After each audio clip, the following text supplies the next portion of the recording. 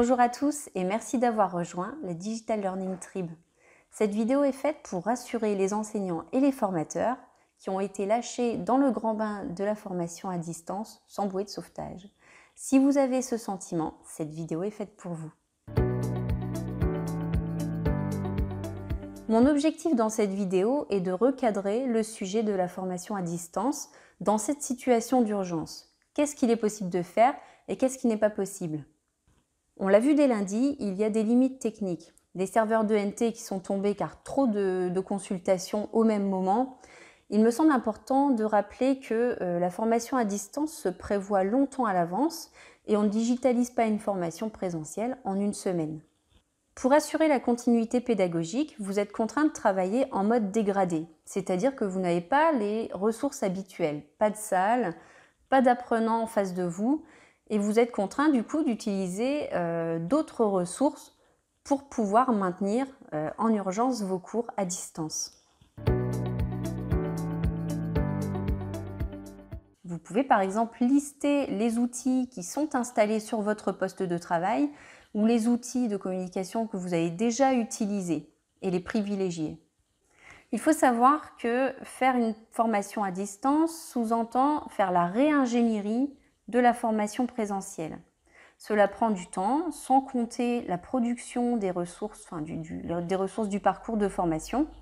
Donc ne placez pas votre objectif aussi haut, concentrez-vous sur l'accompagnement de vos apprenants et non sur le contenu. Si vous n'êtes pas à l'aise avec le numérique, ne vous lancez pas à tester 4-5 nouveaux outils. Ça risque d'être chronophage et d'être anxiogène. Concentrez-vous sur les outils que vous propose par exemple votre établissement pour lesquels quelqu'un pourra vous guider. Le cas échéant, trouvez des outils très simples. Utilisez l'existant.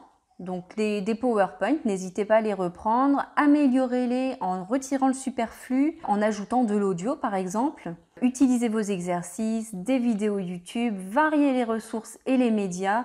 Ça rendra le parcours de formation plus agréable pour vos apprenants. Partagez des ressources entre collègues. On ne peut pas travailler isolé dans cette situation d'urgence.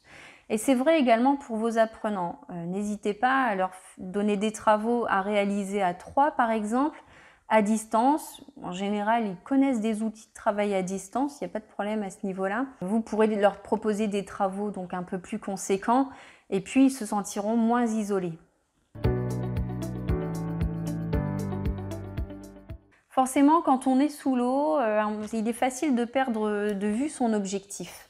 Alors, prenez une bonne respiration et regardez votre travail en prenant un peu de recul. Posez-vous des questions du type « Quel est le moyen le plus simple pour faire passer mon message ?» Ce que je propose aux apprenants, est-ce que c'est atteignable par rapport à leur préacquis? Est-ce que le format que je propose est adapté? Par exemple, il n'y a aucun doute sur le fait qu'une classe virtuelle d'une durée de 7 heures, c'est pas possible. C'est complètement démotivant, hein, non seulement pour le formateur ou l'enseignant, mais aussi pour les apprenants. Je vous renvoie par exemple à la page, au compte LinkedIn de Jacques Rodet, qui a fait un schéma de mise à distance simple d'une journée de formation présentielle. Ça donne une bonne base de structuration.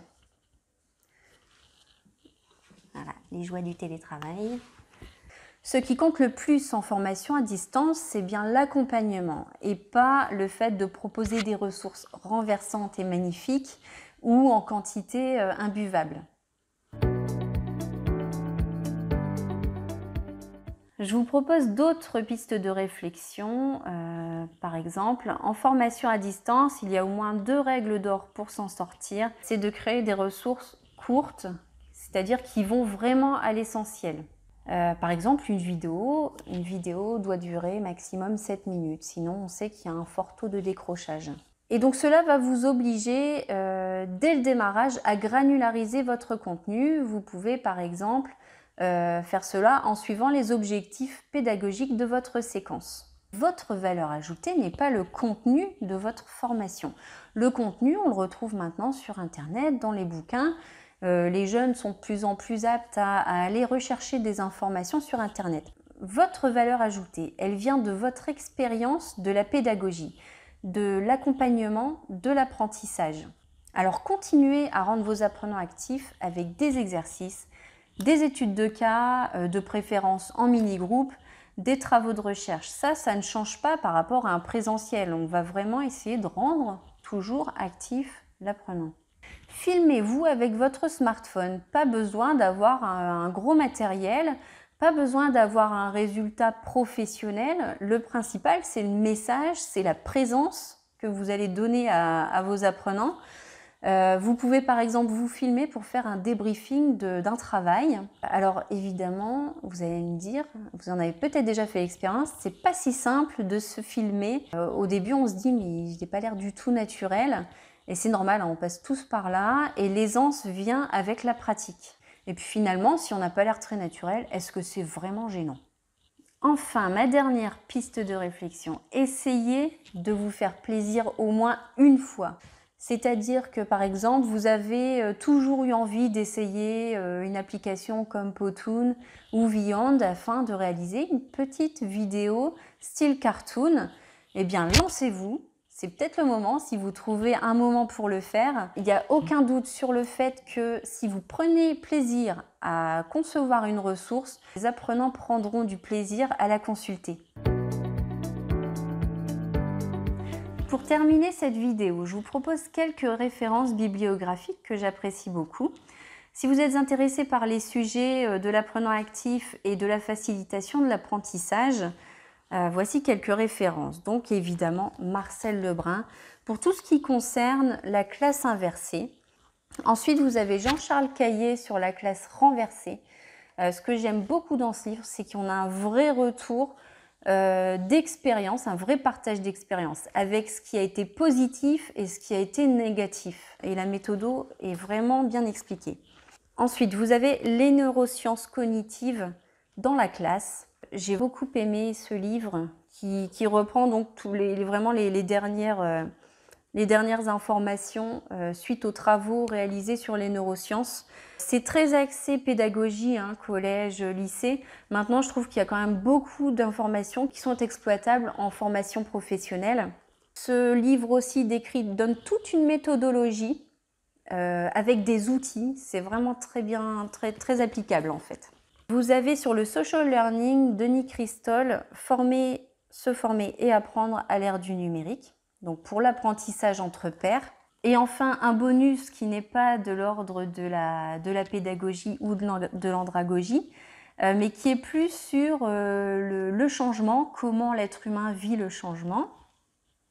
Il s'agit donc de Qui a piqué mon fromage. C'est une parabole, ça se lit extrêmement vite et c'est assez pertinent, ça donne des bonnes pistes pour savoir comment on peut mieux vivre le changement.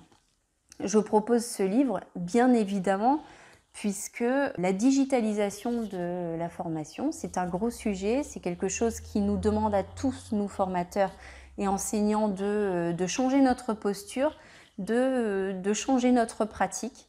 Ce n'est pas un sujet simple, ça prend du temps, il faut se laisser le temps et il faut être accompagné.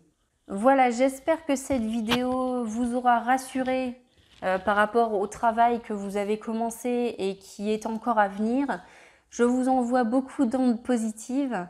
La communauté Digital Learning Tribe vous proposera dans les jours à venir d'autres vidéos tutoriels, des petites choses comme ça, sur des outils. Gardez bien à l'esprit qu'un outil est égal à une utilisation. Demandez-vous d'abord de quoi vous avez besoin, ce que vous voulez, et ensuite choisissez votre outil. Ça vous évitera des grosses pertes de temps. Je vous souhaite une bonne continuation. À bientôt.